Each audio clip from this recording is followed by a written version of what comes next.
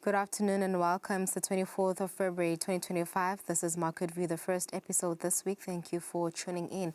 My name is Lungilele Makakula. Small and medium-sized enterprises play an important role in generating economic activity and employment in developing and developed countries. However, partly due to remaining at the border trade costs, SMEs continue to be less represented internationally. The Eswatini Investment Promotion Authority helps Swazi companies expand into external markets through trade promotion. APA's services include market research, trade training and trade shows. Business journalist Nelsiwe Ndlangamandla had a sit-down interview with Tandega Dlamini, who is the external trade manager at the Eswatini Investment Promotion Authority, to explain how they actually help SMEs to thrive. And for our top story today, about 50 local small-medium enterprises have been trained on the International Trade Center's market analysis tools. Let's go straight to it. Our first story.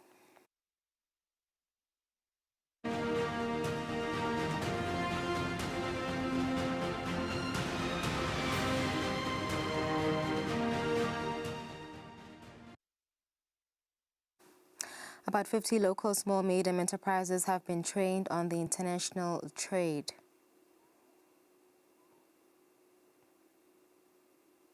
About 50 local SMEs have been trained on the International Trade Center's market analysis tools. Bongani Similane, institutional sustainability expert at the International Trade Center, says these tools will help equip the businesses with the tools necessary in expanding exports by analyzing trade indicators, amongst other things. Training my MSMEs, the target at the moment was 45, but we have already invited more than 50 on this workshop where we'll be training them on the ITC market analysis tools. We have what you call trade map, and we also have what you call market access map. So basically these tools are the tools that actually helps you to gather more information around export data. What exactly are the markets outside there? What exactly are the requirements for me to tap into those markets? And what are some of the prices for those certain products, so that as an MSMEs, I can be able to make an informed decision in terms of what are some of the lucrative markets that I can actually tap into, especially in the global market. Tabani Masugu, business advisor from the Royal Science and Technology Park, shares how the training will assist businesses under their incubation program. You will remember that Eswatini is not the biggest market. We have a population of slightly over 1 million people. And when you get technology-enabled startups, breaking into the current economy and the current markets that exist in Eswatini can be quite challenging for many reasons. The challenges we experience that our government is currently seeking to address in terms of high data costs, the level of digital literacy. So it's important for these startups to have access to markets that can probably readily adopt and appreciate the products and the services. Business holders have shared how the training will help them in boosting their external trade. We're here to learn about how to use market analysis tools to figure out which product and strategize on which products to export and which countries to export to. And this training will help us a lot, especially to identify international markets. We already do export a lot of our products internationally, but there's never a limit to what we can do. So with this training, we will make sure that we get more markets and we are equipped with the tools that we are being trained on to see which markets will work for us and what kind of products are demanded at which areas and all of those. The International Trade Center has been conducting a number of trainings to assist local businesses benefit from different trade agreements, including the SADC European Union Trade Agreement, where there has been a low uptake. For Market View, Nelsiwe Ndlangamandla, Vuminkosi Nzinisa, Mbabane. Over 16 million Langeni has been collected by the Ministry of Commerce, Industry and Trade under trading licenses in the current financial year 2024-2025. This is contained in the Ministry's annual report. Commerce, Industry and Trade reports that under trading licenses, it has collected 89.91% of the total annual budget of over 17 million emalangeni. The collection to date is over 16 million emalangeni. The ministry anticipates that it will meet its target of annual collections since most businesses renew their licenses towards the end of each year. Under company licenses, the ministry states that it has managed to collect 101% of the total annual budget target. The annual budget for this item is 9 million emalangeni. The target has been surpassed. To date, narrations in the increase of collection depicts that company registration has been simplified through the introduction of online company registration and payment services. The Ministry of Commerce, Industry and Trade is currently implementing reforms to streamline business registration. The draft Companies Bill, which aims to facilitate same-day business registration, has been tabled in Parliament with committee workshops planned. These reforms are aimed to improve Eswatini's business environment and attractiveness to investors. Company registration statistics for 2024-2025 stand as follows. Total registered companies are 3,405, domestic companies 3,386, foreign companies 19, private companies 3,295, public companies 19, non-profit organizations 197, and online registrations stood at 3,946. The Small Scale Enterprise Loan Guarantee Scheme and the Export Credit Guarantee Scheme, the fund decreased by 2 million emalangeni from 20.4 million as of 30th June 2024 to 18.4 million emalangeni as of 30th September 2024, equating to 9.8% decrease over the quarter. The decrease was primarily due to claims paid during the quarter amounting to over 2 million emalangeni, which were set off by the interest earned from call on current accounts, matured T-bills, as well as premium income. Guaranteeing capacity stood at 92 million emalangeni. Guarantees exposure was 74.6 million emalangeni at the end of September 2024, resulting in guaranteeing deficit of 17.4 million emalangeni at the end of September 2024. For Market View, Nelson Dlangamandla, Fuminkosi Nzinisa, Babane. And that's it for our business news. It's 8 minutes after 2. After the break, we're joined by business journalist Nelsiwe Dlangamandla. Don't go anywhere.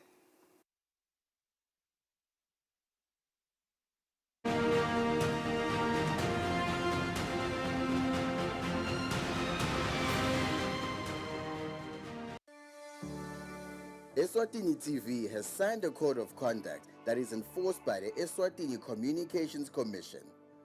We are committed to reporting news that is accurate, comment that is fair, and programming that does not amount to hate speech or the description of gratuitous violence or explicit sex. For any complaints of our programming, please contact us on 2411-9600 or email info@eswatinitv.co.za.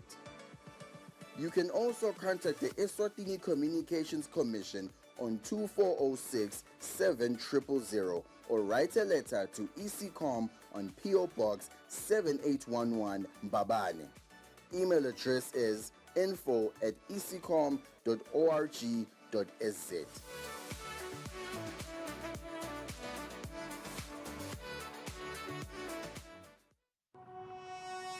When you choose your adventures, you do so with an open heart and a desire for the unexpected.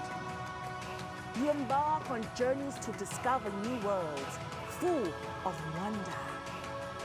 You choose a path to awaken your senses, a world to make you look up and realize just how inspiring this life can be.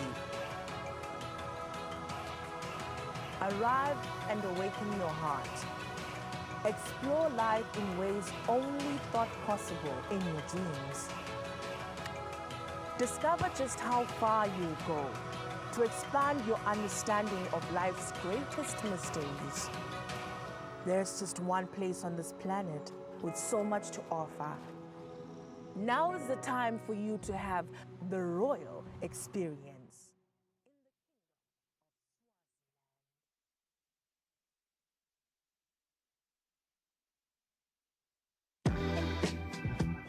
welcome to Eswatini Lifestyle. This is your ultimate guide to the entertainment, to the lifestyle and the culture of Eswatini. Eswatini Lifestyle. Eswatini Lifestyle. Eswatini Lifestyle. From 6:30 to 7 p.m. On Eswatini TV, Sibuko Semaswati. On Eswatini TV, Sibuko Semaswati.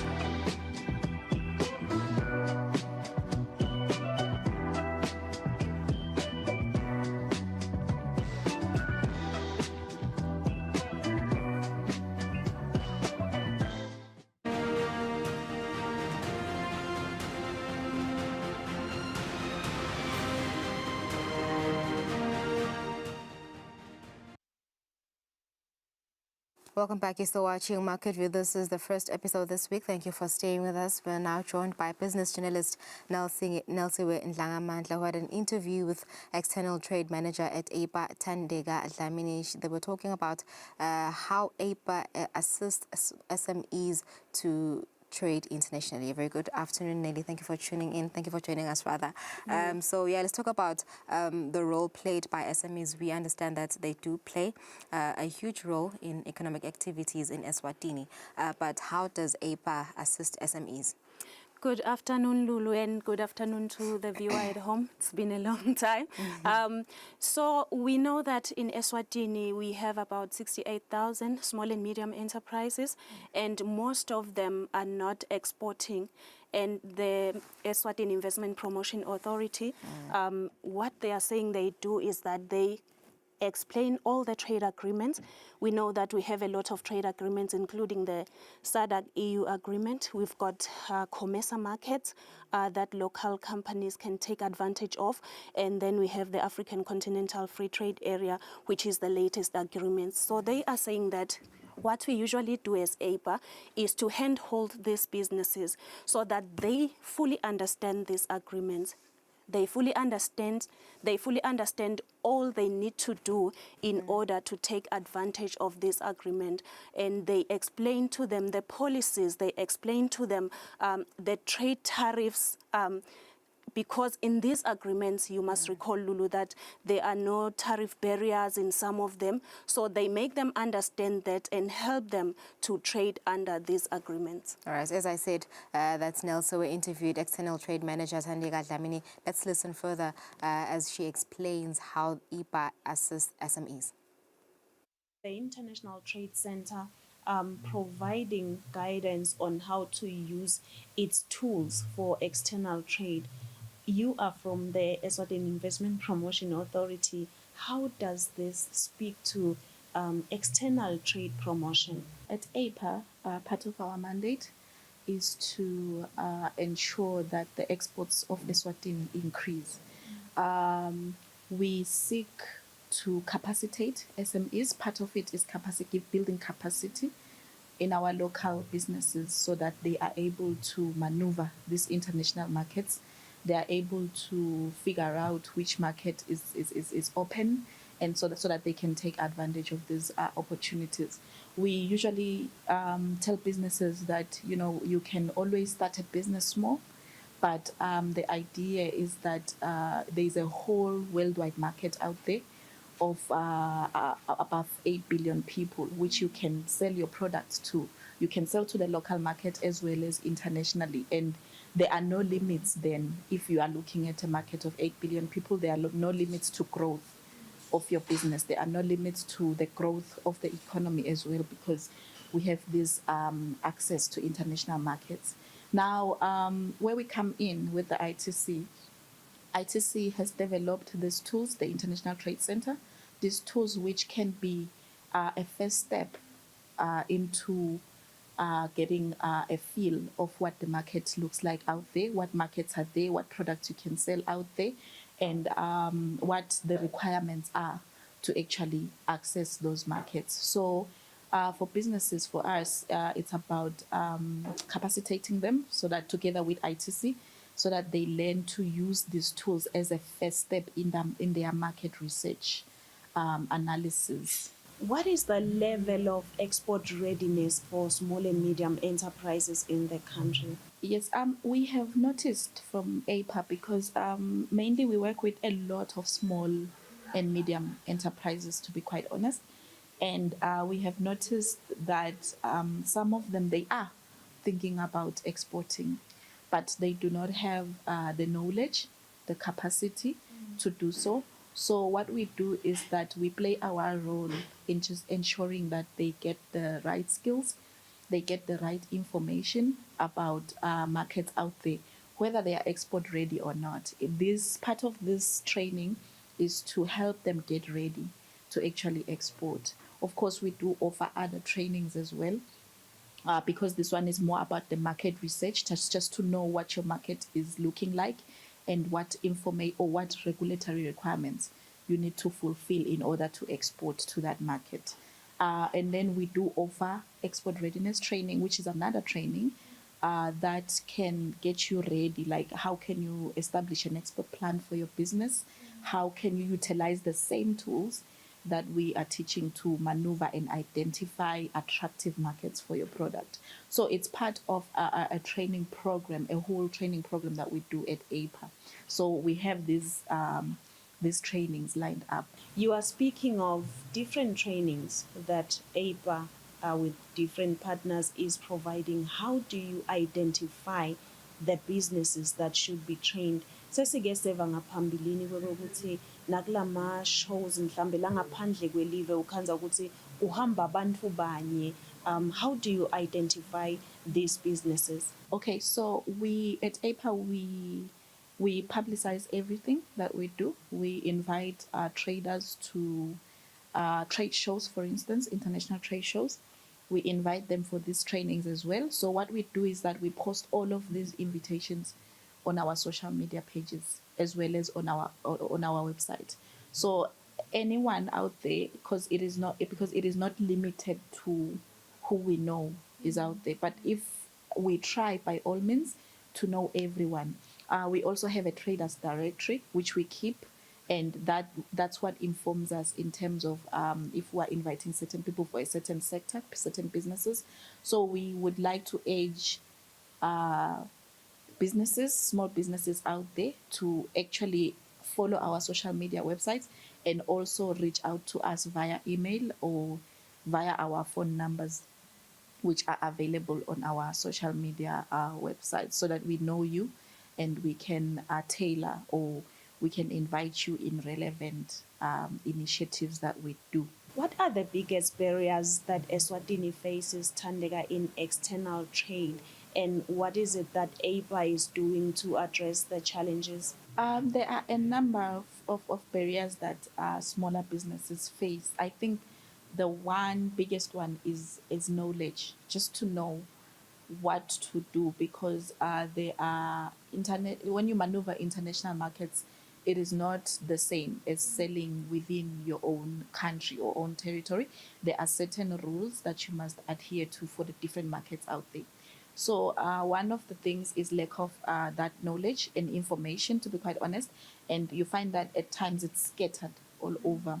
You don't know where to go to actually get that information. So we do have initiatives at APA to try, and because when you contact us, you are able to get all the information, but we are trying to avail more information, especially in this year, to the public about the markets that are out there and the opportunities that lay ahead for Eswatini businesses, and the regulatory requirements that you must fulfill in order to get into that market. So we'll be publishing some insights as well during the year. Another barrier that businesses find themselves having is, especially the small ones, is the capacity to actually produce. Because buyers out there, they normally want large quantities, as well as consistency in supply. So you find that smaller businesses, they are just producing that product just to produce it so that they can make it to the next month. So what we are saying is that it is important to build a brand that can tell a story, that can be consistent in supplying, so that you can get the buyer and they can trust you, and then you can continue supplying. So what we've seen is that smaller business cannot supply consistently. So we are trying to also, but there are other problems that are related to this. Besides knowledge, there is also issues of finance for the smaller businesses to say, to have capacity, I must have the finance. But also I must have the education on how to manage a business. So those are some of the issues. In terms of policy, we try at APA, we advocate for policies. For instance, we're speaking to the finance regulators and finance institutions that are here in the country to say, can we come up with instruments that can support export finance, trade finance, so to speak, and also educate businesses on export and trade finance. So we are trying to advocate for those instruments, and we are happy that the financiers are also coming on board. So those are some of the initiatives that we have. What is it that you are doing to help local businesses gain access to international markets, especially high demand sectors? What we do at APA, international trade agreements allow preference. It means that if we are, as Eswatini, our government is part, as a country, we are part of that agreement. If our government signs it, we get preference into the markets of all the members that are in those regional blocks or international blocks, so as it were. So what we do at APA, once our government has ensured that we get that preference, whereby maybe our products get lower tariffs, customs duties into those markets, what we do at APA, we help operationalize those agreements because they can exist and nobody takes advantage of them. So at APA, we help businesses take advantage of those opportunities which allow preference for Eswatini products into those markets. I can even give an example to say that the reason why these trade agreements exist is so that they can give us, Eswatini, some competitiveness when we go into these markets, whereby our products can be sold at a lower price in, say, let's say with the ECA, Taiwan Economic, between Eswatini and Taiwan Economic Cooperation Agreement. Our products from Eswatini get preference in that market in terms of customs duties. So we do not attract customs duties. So when we enter there, our products can actually sell at lower prices compared to other countries who actually whose products attract those customs duties. So that's essentially what we do at APA. We help operationalize those preferential markets for export competitiveness. I understand that you are helping them to capitalize on these agreements, but I want you to delve deep and talk to us about what you do exactly to help these businesses take advantage of these agreements like the African Continental Free Trade Area. By operationalize, I mean that we then take the agreement, explain it to a business in simple terms. We tell you what the markets are, what the preference that you are getting or the privilege that you are getting in accessing that market is, and we help direct you basically or guide you towards the markets that are there. So we help guide you towards where you can be competitive, basically. So we hold your hand essentially to get there to that market, whether it's by taking your products, exposing them in that market, whether it's by giving you the information to say, hey, there's that, or by training you to say, if you wanted to identify a market that you're interested in, you can do this and that and that, and we can give you the information. If you're interested in a market, talk to us. We will be able to advise. We give advisory services as well as a government institution to say, here is where you can take your product. There's a market there, there's a preference. Your product will get some preference, so you will be able to sell there. So that's what we do. Thandeka, thank you so much for joining us on Market View. We look forward to seeing more small and medium enterprises and more local businesses exporting to other countries and meeting the international standards. And we look forward to seeing the role that you will play as APA in the African Continental Free Trade Area.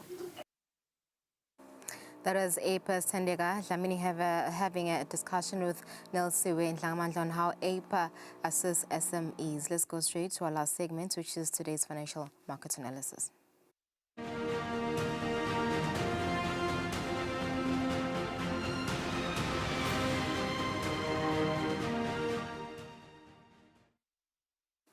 Welcome back. This is Market View. We are now on our last segment. Mr. Sani Lesbia joins us for today's analysis. Mrs. Lesbia, very good afternoon. In the interest of time, let's just briefly go through today's markets. Let's start perhaps with the U.S. markets. Oh, hi, Lungele. Thank you. So what we're seeing in the U.S. market is, on Friday, Wall Street closed relatively on the red. Purely because of the uncertainty, we know with what President Trump is doing with the tariffs and, those relations with Europe in terms of whether Europe is going to retaliate or not in terms of those tariffs and how he's handling that entire Russia-Ukraine type of situation there. And then when we move across the pond, what we're seeing is, some mixed signals coming out of Europe, where we're seeing that London and France, London and Germany are actually on the red, showing that on the green, showing that there is a bit of activity coming through from that market. And then we have France losing just a bit of ground there because France, there's always a strike, there's always something happening in France, right? And then but it's still on the very much positive on that 8,000 mark. And then when we move into Asia, what we're seeing there is again another mixed reaction from the markets, where we're seeing that in Japan, the mood still remains positive, but within the mainland and within the territory of Hong Kong, we are seeing that bit of subdued activity there, purely because of that tariff story. And then again, when we move into South Africa, again, a bit of subdued activity, losing some 700 points because of that uncertainty. And we've heard that, Eskom is planning to bring back load shedding sometime soon. In the domestic market, there hasn't been any change, but when we look into our commodities, you'll see that because of the uncertainty in the market, gold continues to climb closer to the $3,000 per barrel type of mark, and then oil stays steadily there at around $74 per ounce. And the currency seems to be performing well today, purely because of that uncertainty. We're seeing the Lilangeni against the dollar strengthening a bit to 8.41. The Lilangeni against the euro also strengthening a bit to 19.28, and also strengthening to 8 Malangeni 12 cents for Japanese yen. Thank you, Lumere. And that's it for our last segment. That was in-house economist Sani Lesbia just giving us an insight for today's market analysis. We've come to the end of our program. This was the first episode of Market View this week. Thank you for tuning in. We'll see you again tomorrow at exactly 2 p.m. Enjoy the rest of your day.